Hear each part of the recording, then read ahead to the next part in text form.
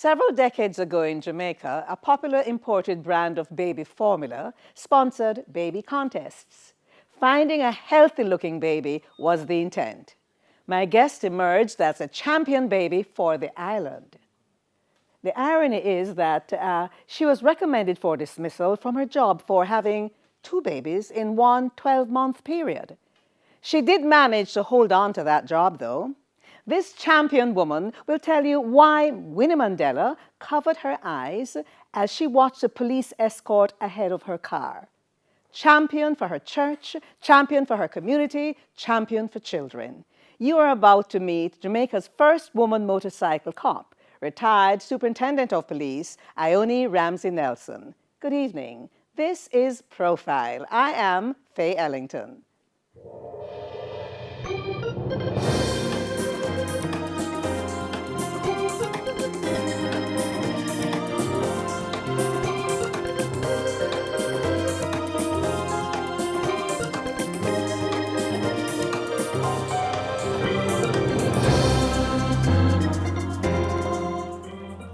So here we are, and I'm going to jump right into it. You were the motorcyclist escort for the Winnie Mandela's car when she came to Jamaica. What happened? Well, she had an appointment at the Pegasus, and when we left the university hospital or the compound, we had just a few minutes to get her there. So we started out. Someone seemed to have told her that I was a female, and that made her, she kept watching me, I was told. So when we came down to Hope Road and Trafalgar Road, and I took the corner, I am told she covered her face. She's not going to make it. That's what you said? Right. So when we arrived at the Pegasus, she stood on the front, and they were beckoning to me. The Honorable Portia Simpson Miller was then in charge of Women's Affairs, I think it was. And they stood there, and I went and I saluted her and greeted her, and I mean, I felt like I got $1 million. Meeting Winnie Mandela. Oh, mercy, man. Did she speak to you at all? Yes, she did. And she said, I was afraid for you. So what happened? You took the corner on one tire, two tires? You're almost on the ground? Well, it is said that it is one tire, but you can't take a corner on one tire.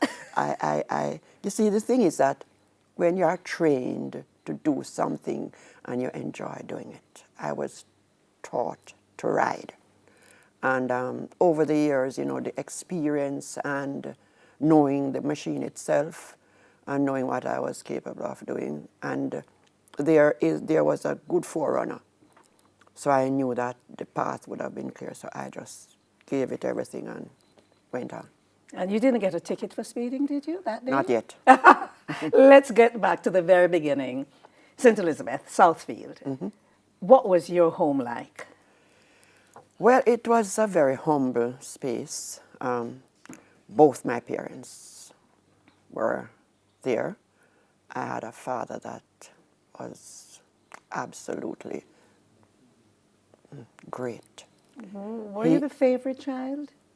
I don't know, but I could not. No, I don't think so. But I was the only girl with dark skin. I had 3 other sisters, and all of them looked like my mother. Oh, your mother was light-skinned? Very light-skinned with freckles, but I looked like my father. Were you treated any differently in your home? You know, Faye, sometimes when I think back, I want to believe that, you know, having to have had to bypass Hampton, I think color and status, my parents being very, very poor, that, and looking at how things are going now, being poor and being dark-skinned was a problem. Was a problem. But not in your home?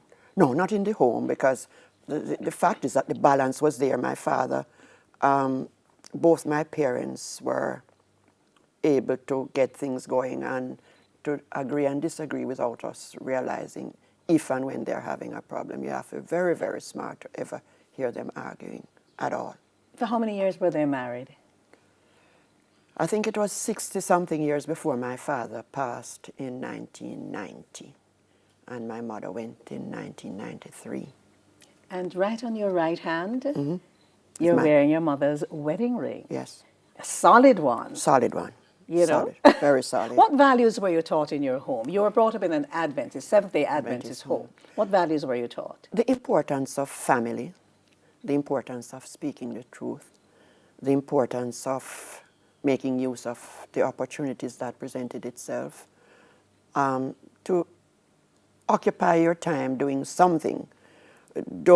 We weren't allowed to waste time. The value of allowing yourself to understand that there's a higher power. Loving, caring, and respecting everybody. And hardworking. And Because your hardworking. parents were farmers. Well, they were farmers.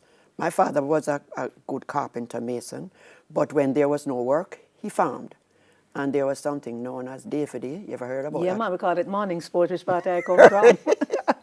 Day for day, where Day you for come day. from. So- Where one, if somebody Right. has work to do, like the plowing of the ground, Right. everybody turn out and do Right. that. And And they- then the next time, Right. yeah.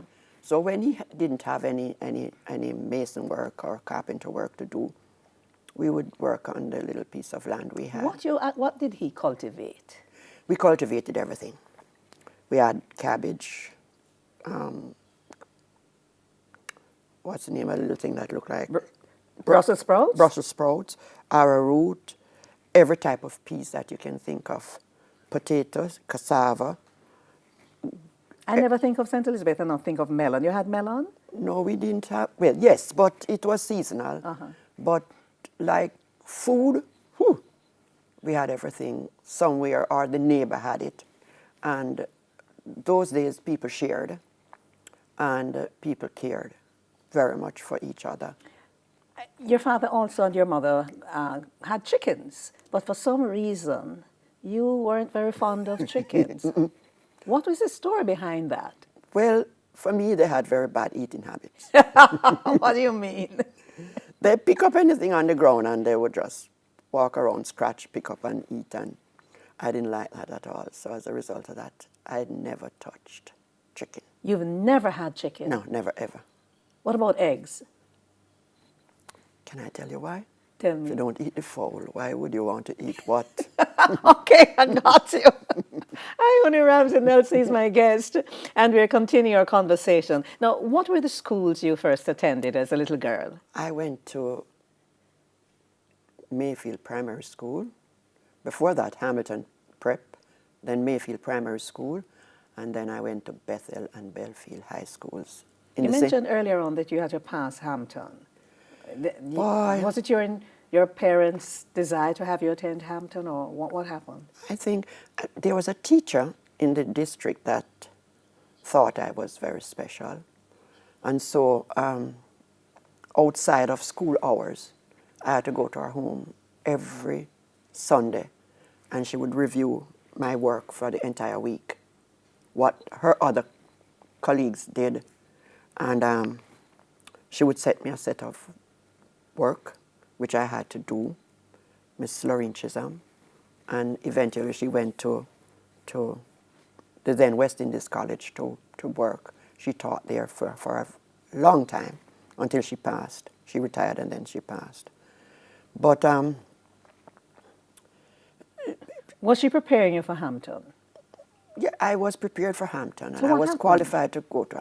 My parents couldn't afford it, and of course But Belfield, what was the name of their high school? Belfield, Yes. right, That and is where- Bethel. And Bethel. Right, those were the last. What two you did while you were at school, outside of the academics, what would I see a 13, 14, 15-year-old Ionie Ramsay doing? Boy, I was kind of a tomboy. Say it loudly, say it loudly. I was a tomboy. I loved sports. I would play cricket those days. It was bamboo ball, carcantar, Yes. and another tough one. When that hit you here, so you see, man, you stay knocked for days. But you had to take, I had to take schoolwork very seriously because I was told that I had something good in me by one teacher, and she said, I'm going to beat it out of you. I got quite a bit of it because... Corporal punishment in school, beatings? Yeah, man. How you dealt with that? You just stretch out your hand and take Stretch it? out your hand and you took it, and of course you go back. And I remember there was a teacher named Mrs. Tingling. Could I ask you to hold, and then we'll come right back to Mrs. Tingling. Thank you. Let's go to a break. My guest is Ionie Ramsay Nelson, retired superintendent of police from Southfield in St. Elizabeth, and we're hearing all the stories about those early days. When we come back, we'll hear about that teacher, Mrs. Tingling. We'll be right back.